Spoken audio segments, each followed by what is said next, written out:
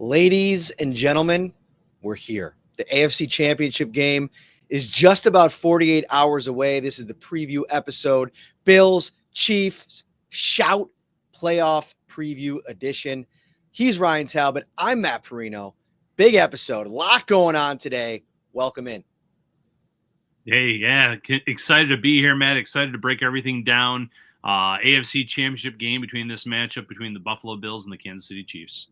And as always, Ryan Talbot, we're brought to you by Tops Friendly Markets. That's right. Big game, big appetite this weekend. Head over to Tops this weekend.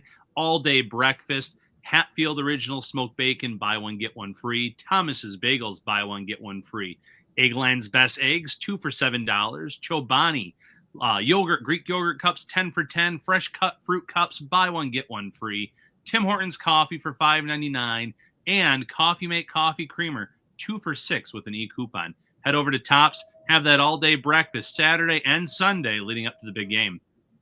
We have so much to get to on this episode, Ryan. We're going to try to break this thing down from every single angle. When the Bills have the ball, when the Chiefs have the ball, what we think. I even put in the headline, let's come up with some spicy takes on this game. Something that might be a little bit off the radar, off the beaten path. We got a super chat from one of our insiders, Mark Boom Boom Bouchard, starting us off in a big way. What defensive plan does Bobby Babbage have to contain Travis Kelce from constantly getting open? Seems like somehow he's always open somewhere downfield. And listen, Mark's going to throw down the big super chat to start. Maybe that's where we'll start this episode. And I think Travis Kelce, you look at his entire body of work, and last week going over 100 yards, that makes 900-yard receiving games in the playoffs, passing Jerry Rice. He's the record holder. He is the greatest pass catcher in playoff history. And I think if you go back to the game last season, he made a couple of big-time plays. And Travis Kelce, that number 87 jersey, in the games where the Bills have lost against the Chiefs over the years, there's always a play that he makes in these big games, these big moments that stick with you. Even a couple years ago when he made that big touchdown, I believe it was against Matt Milano in coverage, which you want Matt Milano in coverage against Travis Kelce.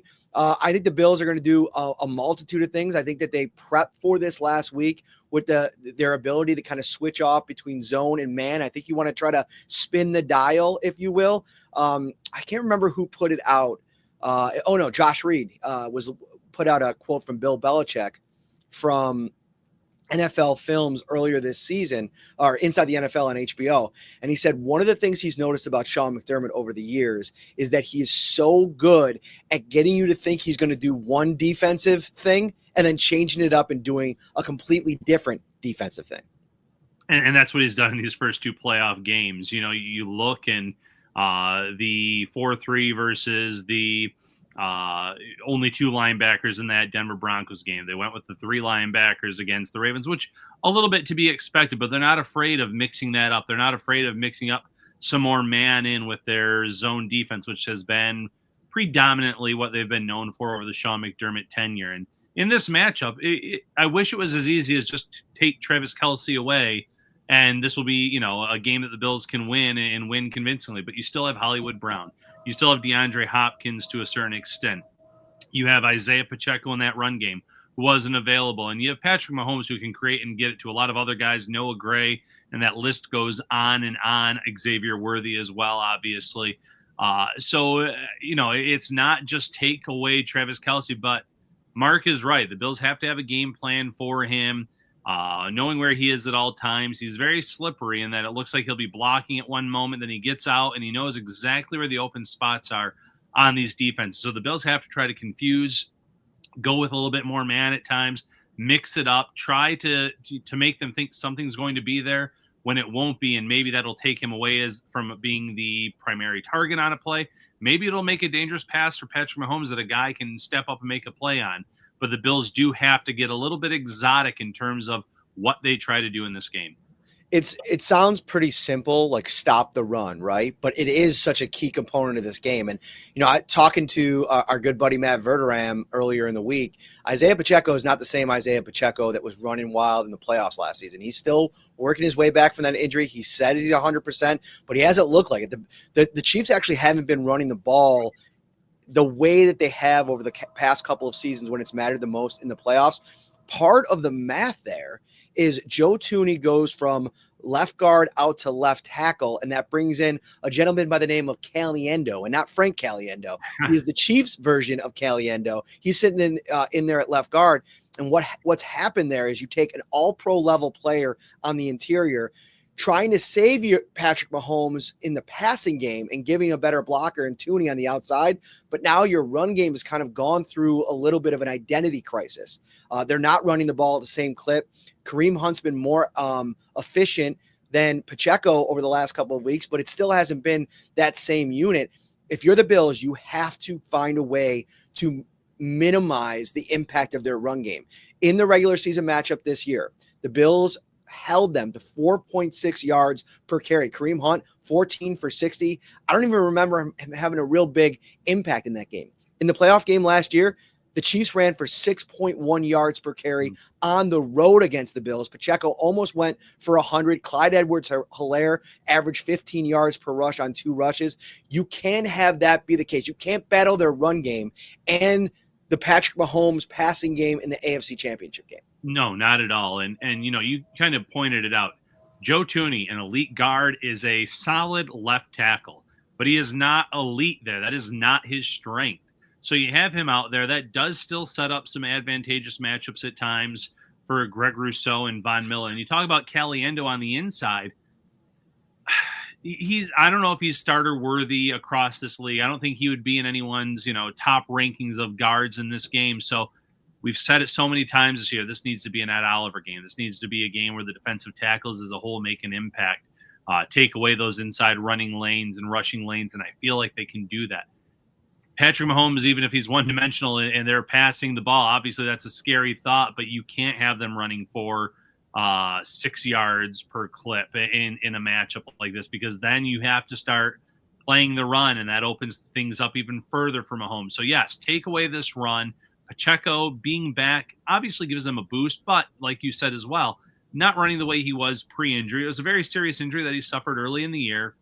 He's still working his way back. Next season, I think he'll look more like the back that he once was, or maybe he never will, because backs, with serious injuries like that, they might never get that step or those movements back that they once had. But yes, make them one-dimensional, even if it means the scary thought of Patrick Mahomes slinging the ball all over the field. So a couple of people that didn't play in the first matchup, the most, the one that jumps out off the screen at you is Matt Milano. He was full in practice today. He will play on Sunday against the Chiefs. No injury designation. But one guy that did play in that game had an interception in that game. Taylor Rapp, starting safety. He will not play. He's been ruled out, which means opportunity time for Cole Bishop. And I want to get your thoughts on how big of a drop-off you think that there is. But I wanted to provide a little context on why the Bills are looking to the rookie in this big spot. When Micah Hyde came in last month on December 1st, the basic marching orders from the Bills were, we really want you to work with Cole Bishop. We want you to be around him. We want you to watch film with him. We want you to kind of share all these nuggets of information that you have over the years on this young player that hadn't played with him before. And, his wife, actually, Micah Hyde's wife, put a Facebook post up on the Bills Mafia Babes Facebook page and said this was always kind of the plan for him to come in and be like a player coach. I saw somebody on social media suggest, well, why has he got a roster spot if he's only going to be a coach? He's on the practice squad. Let's relax. He's not taking up a 53-man roster spot, and he still is a great in case of emergency option. They're just not there yet. Bishop's been in this defense all season long with Joe Dana, the new DB's coach, with Jamil Adai, the new cornerbacks coach, with the new defensive coordinator, Bobby Babich. It's the same defense, but there has been a little bit of a different identity this year. And you drafted Cole Bishop in the second round for a moment like this, with his speed, with his versatility, with his quickness. Those are things that I think are a minimal upgrade over Taylor Rapp. What you're losing is obviously the experience, the time on task, the 66 career NFL starts. He's been a really good player for the Bills. But I'm not sitting here right now in complete panic mode with Cole Bishop going in, knowing that he's had the whole week to prepare for this. This is potentially his big moment. And I think this defense and this team to a lesser degree, can kind of rally around the rookie. And I would argue that this game is not going to be too big for him either, because he had to step in and play the majority of the snaps against the Ravens last week. Yes, that was a home game, but he was kind of thrown in. And as you just mentioned, I think he had a pretty good inkling, as did the Bills, that he was going to start this game this weekend based on the injury Rapp suffered against Baltimore. So now you have a full week of preparation, a full week of Micah Hyde in his ear talking about all the games that he's played against Kansas City, what he can expect, what to look for. Going into this season, I don't want to speak for you, but I feel like the Bills had him penciled in as a starter out of the gate. He suffers the injury in training camp, and that kind of delayed him in terms of getting onto the field. He's made up that time in terms of the snaps, obviously, on the field and some of these moments where he's come in for injuries. But the tape, the learning on the fly, being able to watch a little bit earlier this season on the sidelines, I feel like it's all caught up to him now in terms of where they probably thought he was going to be earlier in the year, pre-injury, versus where he is now. So I don't think it's a massive drop-off, but I will say Taylor Rapp played very well in that first game against Kansas City. It wouldn't shock me if Patrick Mahomes tries to test the rookie, knowing that one of his first moments was a miscommunication in this league in that game against the Texans in the regular season. See what he does in a big moment. Is he in the right spot? Does he make a play on the ball? Is he a sure tackler? It could be one of those scenarios where Mahomes tries to at least target him at times. I don't think that the Bills put him out there if they don't believe he's ready to go. Like if they don't think that he's like game for the moment. One of the other things that Micah brought up was like he doesn't sense any anxiety or fear in Cole Bishop. This is what, a second round draft pick is chomping at the bit to get their opportunity in the defense. And I think back to like a Kyer Elam a couple years ago when he hadn't played all the time. His rookie year, he got a chance to play. I believe it was against Miami in the playoff game, and he comes up with a big interception. Like, there's the potential for that. Some people are asking about Cam Lewis. The problem is Cam Lewis is a starter in this defense. He was phenomenal in week 11 in the dime safety role. He comes on the field. He plays about 30% of the snaps. And against Kansas City on third down, Cam Lewis is going to be on the field in those moments. And I think you just have to ask yourself, do you want Cole Bishop out there? Do you want Kareem Jackson out there? I know the idea of Micah Hyde being back out there. He hasn't played football in over a year. So I think the Bills going with Cole Bishop in this spot makes a ton of sense. It does. And for the reasons you outlined there, Lewis's importance on the field when he's out there for his 30% of the snaps, and the fact that this team believes in Cole Bishop and his skill set. It's why they drafted him as high as they did. They feel he was a great fit for this defense. Now is the time to show it.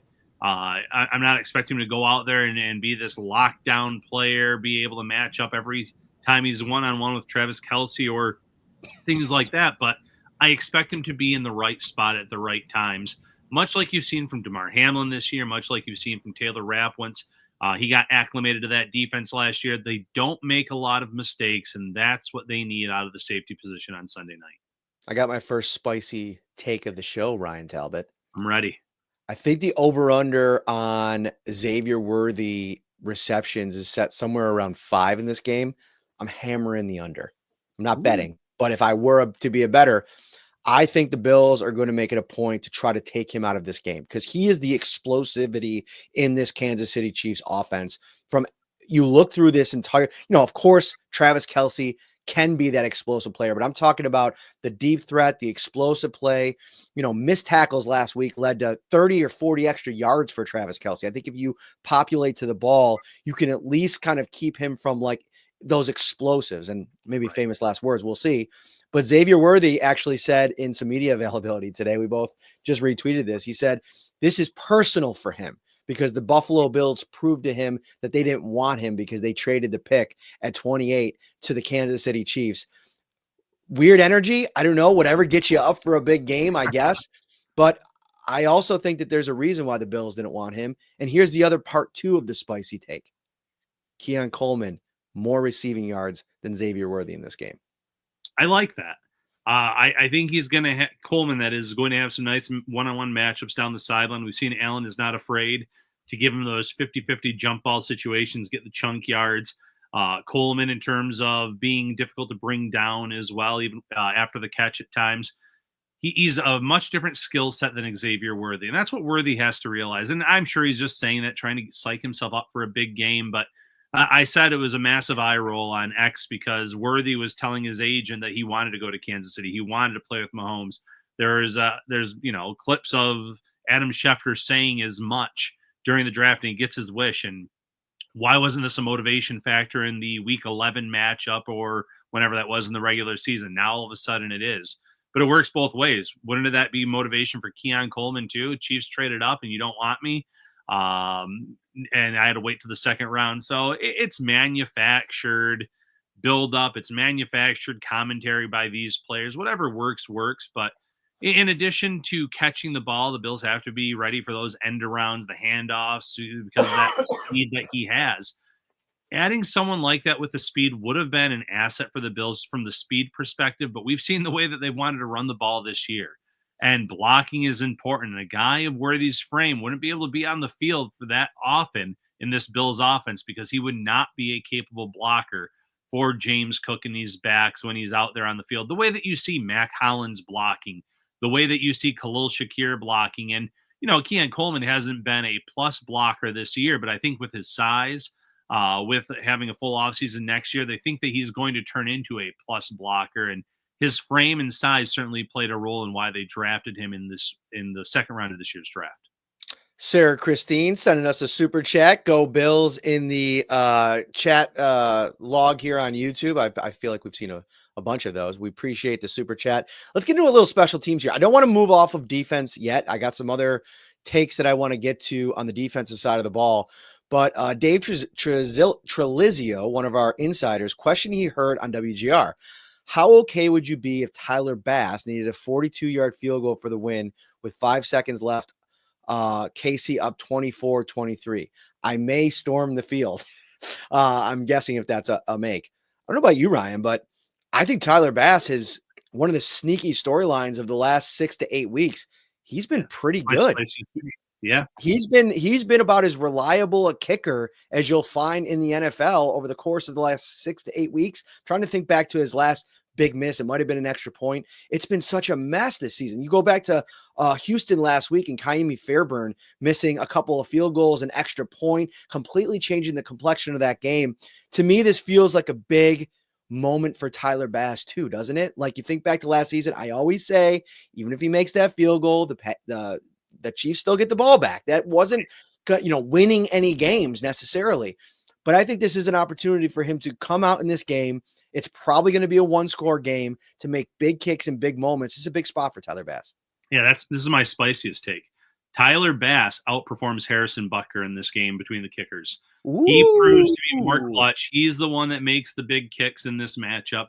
Butker is not necessarily the same kicker he was pre-injury this year. He's been solid as of late, but he's had some bad misses along the way too. And, Sean McDermott and the way that he talked after the game last week against Baltimore and the faith that he has in Tyler Bass, the unwavering support he's had for him this year, and the confidence that Bass has had in himself to correct things. When the Bills went down in terms of just the second half of the game last week, 10-0 to Baltimore in the third quarter, Baltimore comes out, field goal, touchdown, cuts into Buffalo's lead. The Bills move the ball and it stalls out. And what do they do? Because in the press box, we weren't sure because they were in that iffy land. Would they punt it? Would they kind of go for it on that fourth and I believe it was a longer situation down in distance? Or would they bring out Tyler Bass? And they bring out Bass for a 51-yard field goal in those elements, and he nails the kick. And he's come up big. I know the final kick he made to move Buffalo's lead to 8 points. It was a very short field goal, but we've seen him miss one of those this year. We've seen him miss some extra points. He's come up big for this team as of late. So that is my hottest take. Tyler Bass ends up being a strength for this team on Sunday night. I really like it. I think that you're bringing some heat right now. We got another, speaking of bringing heat, we got some shout YouTube members bringing some heat with the super chats today. Hot take from Zach of all trades. Brandon Codrington takes one back to the house from Buffalo Bills legend Matt Ariza, who's now kicking for the Chiefs. That's a very interesting point because in a lot of ways you wonder, do the Bills need an extra roster spot this week? Do they make Brandon Codrington active or do they ask Khalil Shakir to return kicks or punts, I should say? I think Codrington should get the nod in this game. Not only did he have a really good game against Kansas City in week 11, now there's always that piece of it. I'll stop myself. There's a rookie player, AFC championship game, huge stakes. Maybe you trust Shakir more, and maybe that ends up being what ultimately leads in your decision. Early season decision-making from Codrington, we question. Now, it hasn't been an issue late in the season, and PFWA made him their, the rookie kick returner of the season. So he's had a really good year, and that punt return was massive in the week 11 game. He has that explosivity. I wouldn't mind him being active. I just wonder if the Bills trust him enough in this spot, or even if it's not a trust factor, do they just need that roster spot? I love that hot take from Zach. If he's active, that's just it. I'm not sure they make him active for this game. They want to win the turnover battle. They don't want to have any turnovers that prove costly. And if they have any issues or any questions about Codrington, they may just stick with Khalil Shakir. The one thing I'll say about Matt Ariza, the guy has that booming leg, which we know. That's why the Bills drafted him. I've watched quite a few Chiefs games this year. He doesn't necessarily have the greatest touch on the ball. So a lot of the punts that he has, he uses that booming leg and it bounces in the end zone. And other times he doesn't get the hang time on, and he kicks it far downfield where guys are running back to maybe get under it, but he's also giving them room to return. And if you do give Codrington a chance to return, you give him that running start with his speed, with the vision that he's displayed this year. That's a sneaky hot take that I really like from Zach. Scott Piete over on YouTube. Sorry if I butchered your name, buddy. Hot take, Reggie Gilliam touchdown. They would never see it coming, which would end up being the 14th Bills player to catch a touchdown this season, depending on how it happens. If it's in the passing game, that would be pretty cool. Shout out to Milo in the comments, says that had a little bit of a breakup today, dude. Hang in there, buddy. Sending out a little love to Milo in the comments here. Absolutely. We appreciate you making us a part of your day. Sarah throwing down another super chat. We're one game away from possibly going to the Super Bowl. Wake up, Mafia. Heart, heart, heart, heart. Buffalo, Buffalo, Buffalo, Buffalo. The emoji game is strong. Okay, before we continue, we wanted to play you an interview that I did earlier today with Governor Kathy Hochul to get take the temperature of the state, which is rallying around the Buffalo Bills. It's interesting. You think about the Jets and the Giants, they play in New Jersey, right? We always have a lot of fun with that. It almost feels like Buffalo should be New York's team, and it's definitely felt like that. Check out my interview with Governor Hochul. What's up, everybody? Everybody across the state of New York is excited about the Buffalo Bills getting another crack at the Kansas City Chiefs. And of course, nobody may be as excited as Governor Kathy Hochul, who joins the Shout podcast right now. Governor, I mean, can you put into words right now the excitement and the vibes across the state as the Bills kind of go and try to slay the dragon again in the Kansas City Chiefs? Oh, and we will, by the way. So we try to means we're going to. So let's be more positive than that, Matt. Come on, they're going to win. But I've been a Bills fan since Jack Kemp was quarterback. Look it up. You probably never even heard of him, but he ended up becoming a member of Congress and went on to become a vice presidential candidate. So I go way back with this team. My brothers were football players. It's all we talked about. We were obsessed about it. When Grandpa retired from the steel plant, our gift to him was Buffalo Bills season tickets. It's all. He didn't want to go to Florida. He didn't want to retire. He just wanted to see the Bills. So what's happening right now?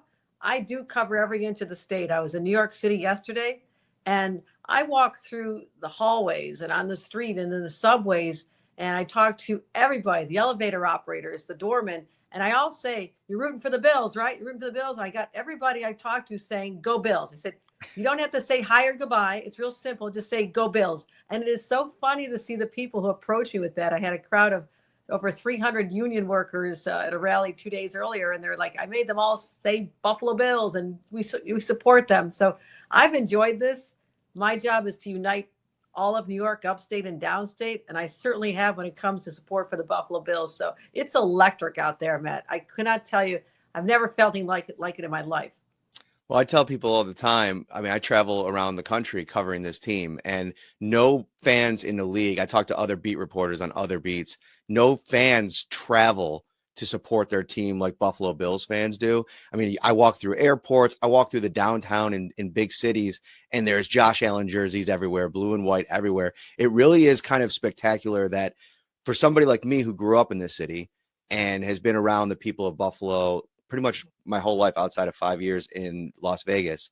The shine that the city is getting now because of the popularity of Bills Mafia and the success of the team, it's been really cool. It is exciting. And also, I just think we've got generally good guys, nice guys that you want to root for. I mean, these are good, decent human beings, even off the field. And you can just feel that. So I think there's an extra pride. You get a lot of not just traditional fans you would have thought of in years past, but I go to I was at a game a couple weeks ago. I went literally down into the crowds. I'm walking down there. My security details losing their minds. Like, what are you doing? I said, I don't care. These are my people. So I went down there and I'm high-fiving everybody. But to see all the young girls and the young women enjoying it as well, I think it's fun to see more families coming out to games. I mean, this is something that there's a sense of civic pride like I've never seen, but it's not just Buffalo. I have to tell you, I travel. It is all over the state, and this is so incredible. So the Bills have done something that is so unique to all of us, and that is to make us unified in a time when people are feeling really divided in our country. Think about the politics and everybody having different opinions on the president or not. It doesn't matter anymore.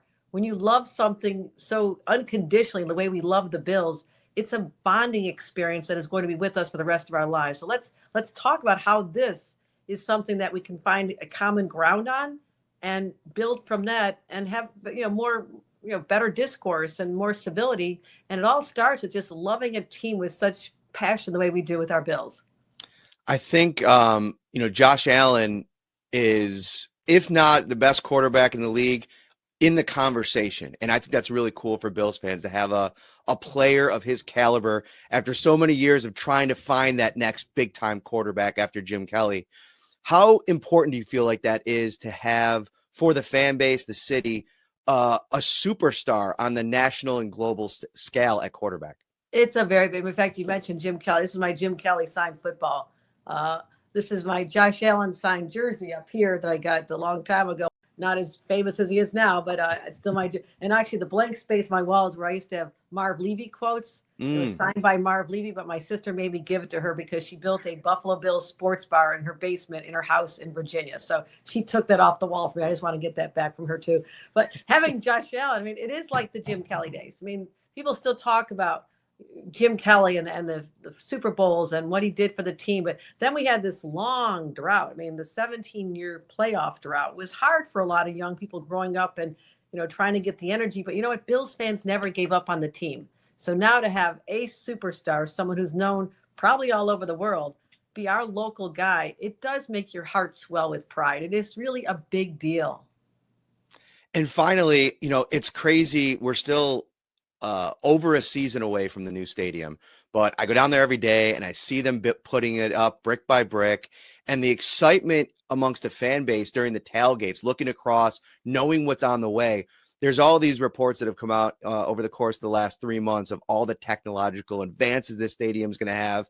And the city of Buffalo is going to have something in the NFL, the mega billion-dollar league, that is the best stadium in the NFL. How cool is that from your perspective to have that for the city of Buffalo, the fans, and the team? Well, I first became governor, and it was a little bit in doubt whether or not we would have a stadium, whether the Bills would actually stay. And that's what something the owner told me just a month ago, that I was the one who made the difference. I mean, I'm the first governor from Buffalo since Grover Cleveland in the 1800s. I knew what this team meant to our state, to our city, but also to our psychology. We could not lose the Buffalo Bills, and I'm so proud we were able to keep them with a 30-year deal. I said, I'm not going to walk away from this deal until they commit to staying here for 30 years. So kids that aren't even born yet will be able to come here and bring their kids. So that was important, but also not being on the hook for cost overruns. Turns out to be a pretty smart deal on our part. So I want to limit the state's exposure, but we do get a lot of economic benefit. But the stadium itself, last time I was there, I was walking, everybody wanted to take selfies with me with the stadium in the background. And I have a lot of pictures of just people just staring at it like this in awe that this is actually happening in our community. So I think it just makes us feel proud again and really know that we matter. We're a community that matters. And so you don't have to walk around with a chip on your shoulder, say, well, I'm from upstate New York. Say you're from Buffalo, say it proudly. And there's a whole lot of people that are rooting for us. And we should take pride in that as well. But I'm excited about that opening day. It is on schedule. I have been asking about this nonstop, fall of 26. And I'm looking for all the great amenities. but a world-class facility for the Buffalo Bills fans. They deserve it more than anybody. They've waited their time. All right, I'm going to send you out on this. Bills Chiefs this weekend. Who do you got? How does it go? Give us the inside scoop. Bills by 10. Bills by 10. All right, so a big road performance. You're not worried? No, I not sense at all. no fear. No. Complete confidence. We're good. Let's bring it home. Go Bills. Thank you, Governor. Take care. All right, so very bullish on the Bills is Governor Hochul. We got a lot more to get to with this game. We're very bullish on you joining us on the Shout Buffalo Bills Insider text line. All you have to do is text 716-528-6727. Go to joinsubtext.com/Shout Buffalo Bills. 2-week free trial, $3.99 a month. After that, the Shout text line is brought to you by Carrie C. Byer, attorney with the law offices of Francis M. Litro, located at 237 Main Street in Buffalo, New York. If you or someone you know is seriously injured, give them a call, 716-852-1234, or check out litrolaw.com. Ryan, watching back that Bills-Chiefs game, there was a touchdown. I think it was in the second quarter. I just had it up. Let me bring it up here. It was a tight end, Patrick Mahomes to Noah Gray, who I believe had 2 in the game. It was his first. And on the play, Terrell Bernard was kind of out of position, but I think there was a miscommunication on the play. It was a goal. The ball was at the 3 or 4 yard line. It looks like he was waving to Taron Johnson or Dorian Williams about maybe a lapse in communication. Well, one of the big pieces that we've kind of talked about over the last couple of weeks with this defense is what Matt Milano being back means for the communication piece down there, especially in the red zone. And if you look back at that game, the Chiefs ended up going 3 for 3 in the red zone. On the road, in a much potentially closer game, a red zone stand or 2, I think for this defense is going to come up huge. And I think Milano could play a big part in that. Anytime that you can hold them to field goals over touchdowns, anytime you can force them to go for it on 4th down and perhaps get a turnover on downs, that would be massive for Buffalo and their chances in this game. Absolutely, Matt. And the communication last week with the linebackers, you saw that in that Ravens game. You saw the difference that they made after missing that first matchup. They were taking away the running lanes early on in that game, and I know that Henry and company ran a little bit better in the second half, but the communication was there for this team. They were making big plays. Terrell Bernard, obviously, with the punch out in the passing game on Mark Andrews. I expect those two to really play a big role in this. Taron Johnson being good to go after having an injury late in that game, too. That had some fans worried. They're coming into this game with most of their pieces that at least we believe. Christian Benford, we'll talk about him in a minute. Still to be determined, but Taylor Rapp is the only one that's been ruled out right now. So you have to feel pretty good if you're the Bills. Both teams are going to have a lot of pieces back in this game that they did not have in the first matchup. Super Chat Central here on this AFC Championship preview edition of Shout. Justin Tyndall says, last matchup, Xavier Worthy had a huge play down the sideline, but was out of bounds. Had 4 for 61 and a touchdown at that point. Never got another target in the game. LOL. That's been the problem for Xavier Worthy all season long, Ryan, is like those sideline plays. His ability to kind of understand where he is in bounds has been something that I think Chiefs fans have been frustrated with all year. But it just takes one of those hitting to make it a big problem. I talked about Worthy a few minutes ago, but I still do think he's somebody the Bills have to be ultra committed to or attentive to in this game because his big playability at that second and third level. And now we're talking about Damar Hamlin. We're talking about Cole Bishop. Having to, especially in some of those zone schemes, to have awareness for where Xavier Worthy is on the field. And then again, it comes back to that communication piece. Yeah, Worthy and his speed, Hollywood Brown and his speed. The Bills have to make note of where they are at all times. They have a big play weapon in DeAndre Hopkins, who, yes, he is on the downside of his career. There's just a lot of guys the Bills have to know where they're at all times, but especially Xavier Worthy because he does have special speed.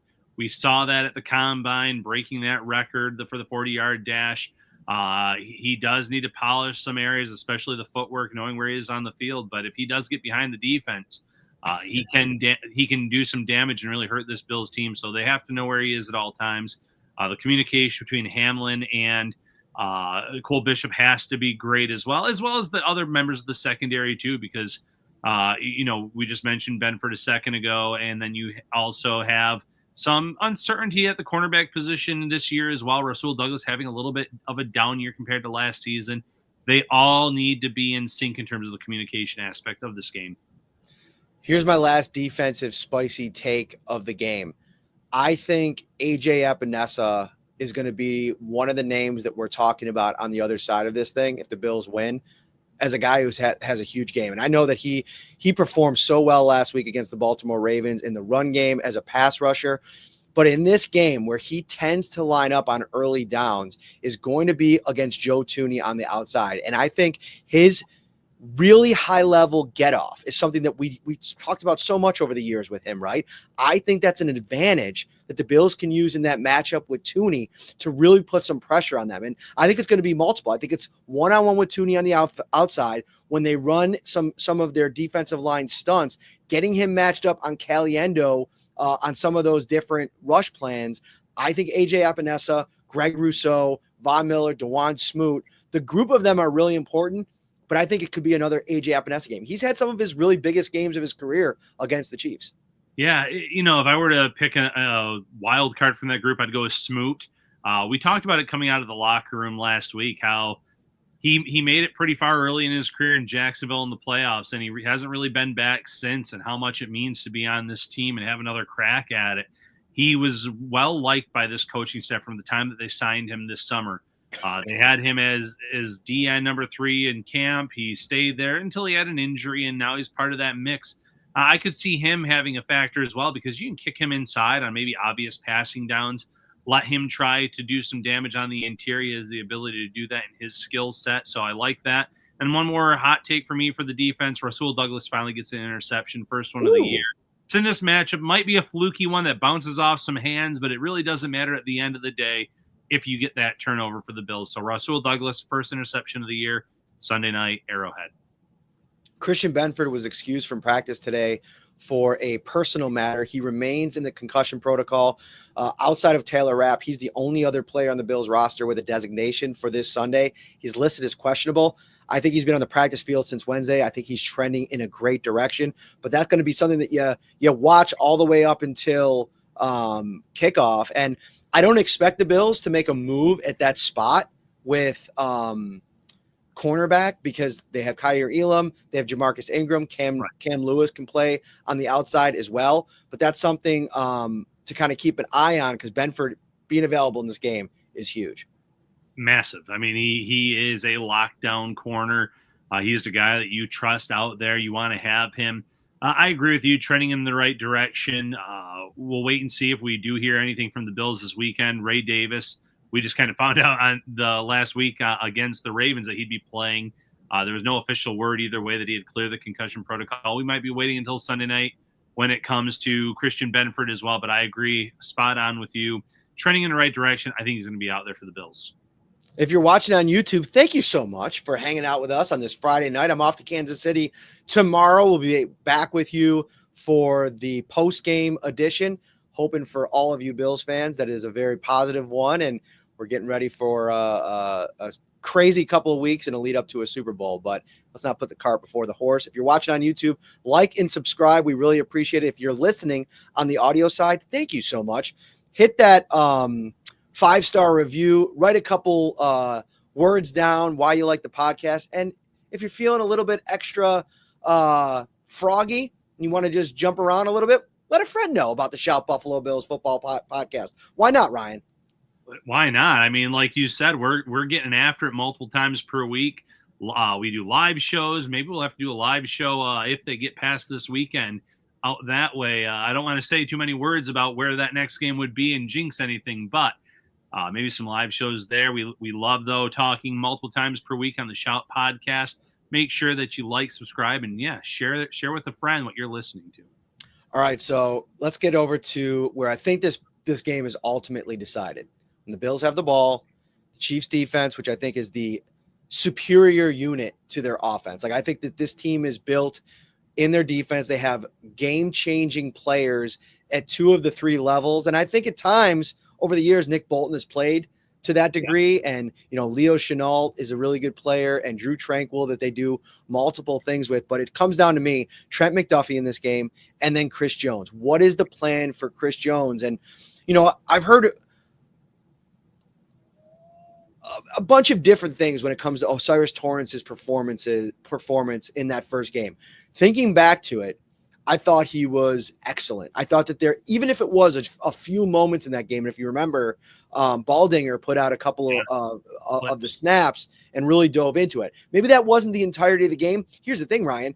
You're not going to hold a player like Chris Jones down for 4 quarters. So if you're Osiris Torrance, if you can hold up in a couple key spots in this game, it's huge. Here's another huge piece. Spencer Brown didn't play in the first matchup. Yep. Dalton Kincaid didn't play in the first matchup, wasn't available. Neither did Keon Coleman. So the offense is getting a lot of healthy players back. The Bills' offense is whole as well, but Osiris Torrance and Spencer Brown, one of the keys to this game. How do the Chiefs decide to attack them? How frisky do they get in their blitz packages? They sent pressure in Week 11. Spagnuolo loves to send pressure. Can these guys hold up one-on-one and with some of the exotic looks? Yes, I'm going to kind of answer your question. I think they can. I think, one, the Bills need to play jumbo a lot. They need to have the extra lineman on the field. It's something that I feel like they didn't do as much in that first matchup, which not having Spencer Brown at right tackle obviously probably affected that game plan. I think they win this game, and to win the game, they keep that defensive line at bay. They keep the Chiefs defense at bay by running the ball effectively. Chris Jones talked about it today, how great they're running the ball. The Bills are at this point in time, and that's going to be one of the keys to them winning the game in Kansas City, is if they can stop James Cook and company. And I think the Bills are going to try to just push the ball right down the throats of Kansas City, much like they did against Denver and Baltimore, 2 of the best run defenses in the league, and they had success. You run the ball, you set up the pass. Josh Allen has not yet had to break glass on Josh Allen yet in terms of going crazy, throwing the ball 30, 40 times. One area where I think they will break the glass on him is as a runner in this game, Matt. He always runs against Kansas City. Whether it's designed or not, they're going to mix him in this as well. And I feel like that's going to help in terms of that matchup with Chris Jones, getting them tired, long sustained drives, making them less effective late in the game. Now, Jones is a unicorn. He is a great player on the interior, on passing downs. They like to kick him outside. But if you kick him outside and he's going against Spencer Brown, I don't know if he would line up. I don't think I've ever seen him line up on the other side where he'd go against Dawkins, but I could be wrong on that. I still like those matchups for the Bills tackles. They have been elite this season. So this is the one strength of the Bills where, yeah, Kansas City has a great defense. They can get after you, but this O-line is the most legit unit the Bills have had under the Sean McDermott tenure and regime, and even longer before that. You'd have to go a ways back, I think, before we could talk about a line that has been this good in Buffalo. That is one of the keys to this game for me, is the O-line continuing to play that they have all season. They didn't run the ball great against the Chiefs in that game, but their run defense has been steadily declining. Like, this isn't a run defense as accomplished as the Ravens or the Broncos. So I think that there's going to be availability in this game. They did not go jumbo package very much in that first matchup, only 6 snaps for Alec Anderson in that game, 9 for Reggie Gilliam. I think we could see a little bit more from him. Did you see that one clip that's been kind of going around from Reggie against the Ravens when he absolutely blew up Michael Pierce, the big defensive tackle? Yes. That is big time stuff, dude. It's huge. So I think the Bills need to run the ball more effectively. I think we could see maybe a larger chunk of the share for Ty Johnson, because I think when he's on the field, it puts them in a bind. Like, put both of them on the field together. Send one of them out into the formation. Make Kansas City have to adjust and have to think. I think Joe Brady's done a really good job with that all season long. And I want to get to another offensive conversation, because I agree with everything you said on Josh Allen, the runner. We know that's going to be a factor in this game. How much, we'll see. But Dalton Kincaid in this game is a potential matchup problem. And this is one of the reasons you go back to the Week 11 game, Khalil Shakir's most targets of the season at 12. I wonder how much the Chiefs put Trent McDuffie on him in this game. And if that happens, first of all, you're opening up potential outside matchups for Coleman and for Amari Cooper when they're out there. I know Mac Hollins will be out there quite a bit as well, especially in the run game. What is the path to a Dalton Kincaid game on Sunday? Well, that's actually kind of my offensive hot take. The tight ends go for over 100 yards and a touchdown in this matchup. That's Kincaid and Knox, so it's not like a crazy take. I just feel like this has been that moment. You talked about the stat from Mina Kimes in our last podcast episode. There have been some struggles against tight ends for Kansas City's defense. When the Bills came out in jumbo, it was a play action pass, the big chunk play to Dawson Knox down the field. They were one of the worst teams, I think 31st in the league. Is that correct off the top of your head? Yep. At stopping the tight end position. So, I still think you're going to get a healthy dose of Knox. Knox has, you look at the stat line, you're never going to say an outstanding season, but he's been outstanding this year in terms of where he was last year with the wrist injury. He's made big plays. He's the best blocker of the two.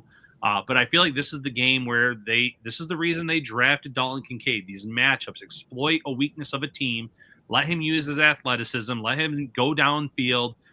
Try to create some mismatches deeper in that intermediate part. And I feel like that's where he's going to have some success in this game. So that's my offensive hot take, because this is almost like a legacy game for Dalton Kincaid and to a lesser extent, Dawson Knox. Ooh, that is a spicy take right there. I'm not there with you. I don't think this is a legacy game for a second-year tight end. But I will say that the struggle to me that I think Brady has continued to find, that Dorsey experienced before him, was the ability to get both of these guys going at the same time and involving them both at the same time. If you put their side by side next to each other, I don't think we'll find a single game in their careers where they both had 7 or 8 or more targets together in a single game. And to me, maybe to your point, that is what the Bills exploit in this game. And finally, after all this time, we talk about the defensive line and like having your biggest game in the biggest moments against the Chiefs. Maybe that's the offensive flex this time around, is getting Dalton Kincaid, the guy you moved up in the draft to get a couple of years ago, Dawson Knox, your big $12 million a year tight end that you paired together to create this offensive identity that's never necessarily come to fruition. Maybe in this game, we finally see a way, or maybe they unveil a way to make it work and make it happen. Yeah, it wasn't that many weeks ago where Josh Allen said, you don't want to show too much in the regular season. You have some more meaningful games down the road. Would not surprise me at all if this is part of their game plan for Kansas City, attacking a weakness there. And you're starting to see some other things get unrolled the last few weeks. Curtis Samuel, in terms of targets and working him into this offense, not saying he's going to have a huge role in this game, but he's another guy that can hurt you down the field and deep if you're Kansas City, if you want to put McDuffie on the inside against Khalil Shakir. So they have a lot of guys that I think that they think in this matchup, they weren't factors necessarily in the first game because they weren't available, like Keon Coleman or Kincaid. The run game, I think they can establish that a lot better because you have Spencer Brown back in the mix.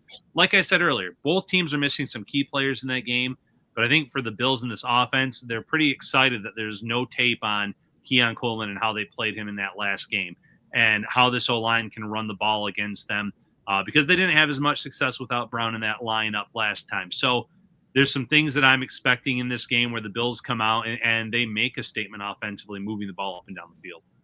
We're almost there. Prediction time is coming up. Some of our final takes on this game and our score prediction is coming up after this. But we've been talking to you about Future Fans over the last couple of weeks, teaching youngsters the game of football. And I sat down with the creator, co-owner of Future Fans. Check that out.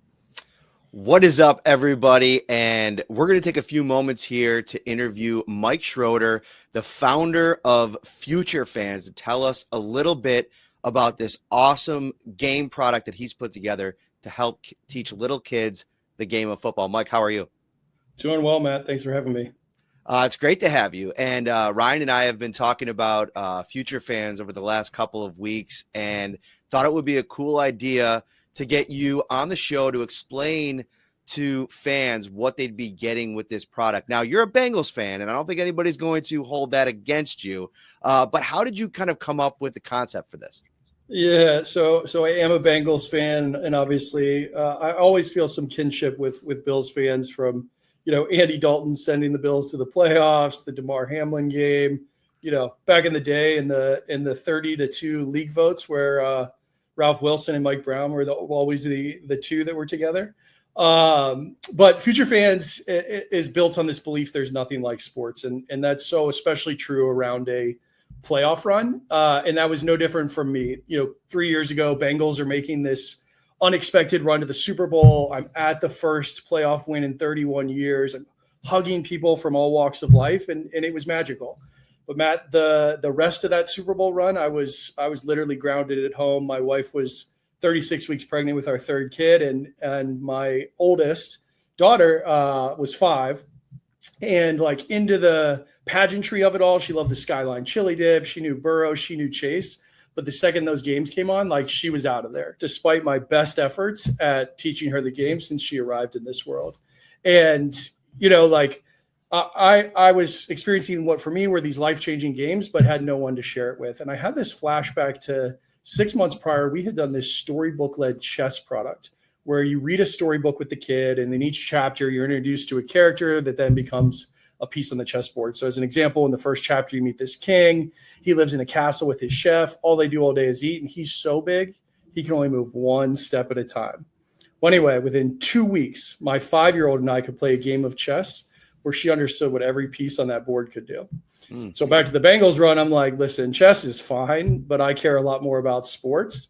And so is there a better way to kind of reimagine and bring kids into this world of understanding and loving a sport at a much earlier age than the path at least I felt we were on?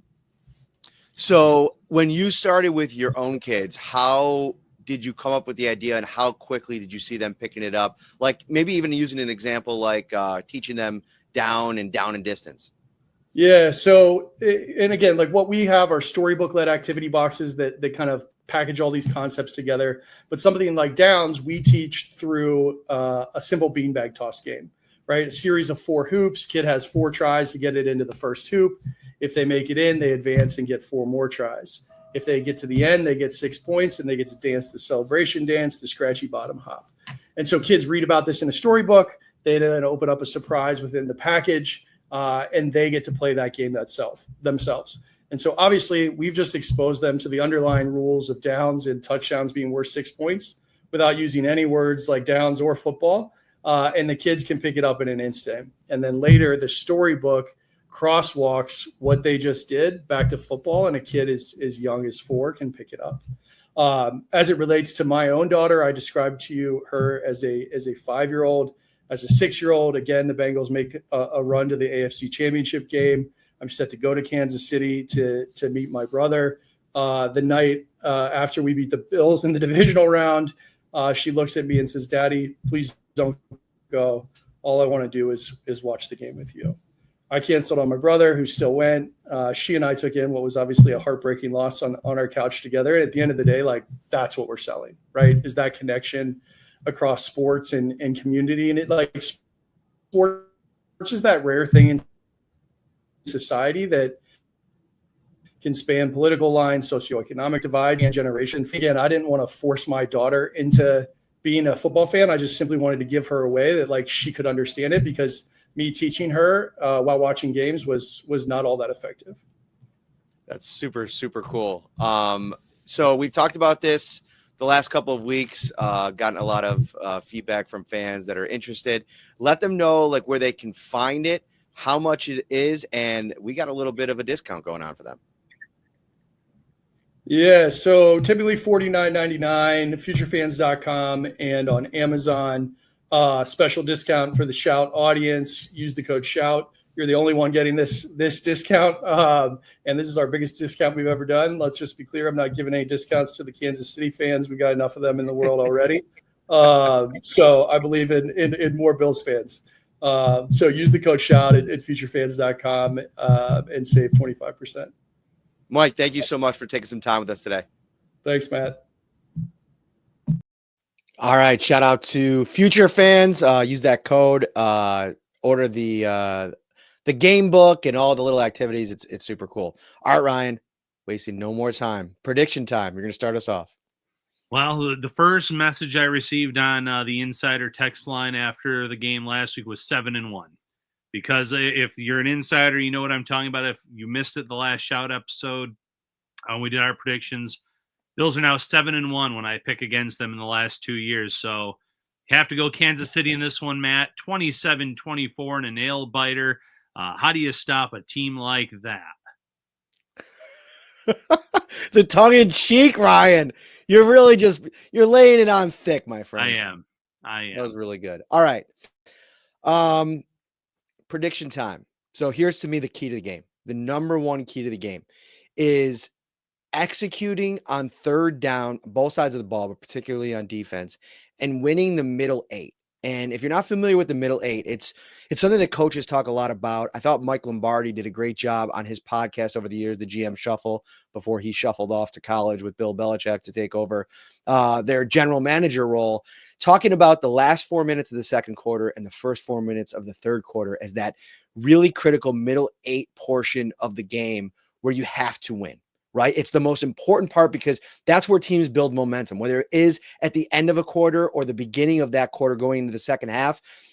You can't always control when you get the ball, but what you do down the stretch. I thought one of the things that Joe Brady did so well last week against Baltimore, that was one of, to me, the reasons they won that game, was the way they executed clock management, time management on that final drive of the second quarter, and they finish it off in a big way. That's huge. And they didn't score coming out of the break, but that drive was enough to sustain and kind of keep the Ravens off the scoreboard before the break. It's a critical piece.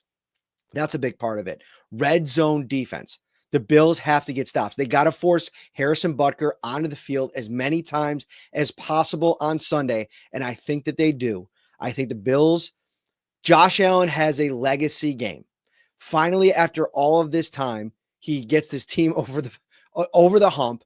28-26, the Bills win in Arrowhead. I love it. It's going to be a great game. This has been a great rivalry. Bills fans obviously hoping something's got to give this fourth go around. Stick with us. We will be with you after the game on Sunday night, talking all things Bills. Obviously, we could be talking about a big game, like you said, a few weeks down the road, or we could be just talking about what happened in that matchup. But stay with us. Consider becoming a Shout Insider. We'll have you covered on game day. I'll be going through all the insider texts over this weekend, making sure to get back to everyone. Been hitting up quite a few of them over the last few days. I know you have too. So give us a shot on the insider text line as well. This season, let Tops do the cooking, and you will be the real MVP. Are you hosting a big party for the AFC title game? Get over to Tops, or go to shop.topsmarkets.com and elevate your food game with great selections of custom cakes, desserts, pizzas, sandwiches, fresh fruit, cheese trays, fried chicken, and so much more. Save time and easily shop with the convenience of no-fee pickup on all game day deals. There are no service fees, no tips, just the best deals in town. Score great deals in time for kickoff. It's shop.topsmarkets.com. We're here, Bills, Chiefs, this weekend. I cannot wait. For Ryan, I'm Matt. We'll see you on Sunday, everybody. Take care.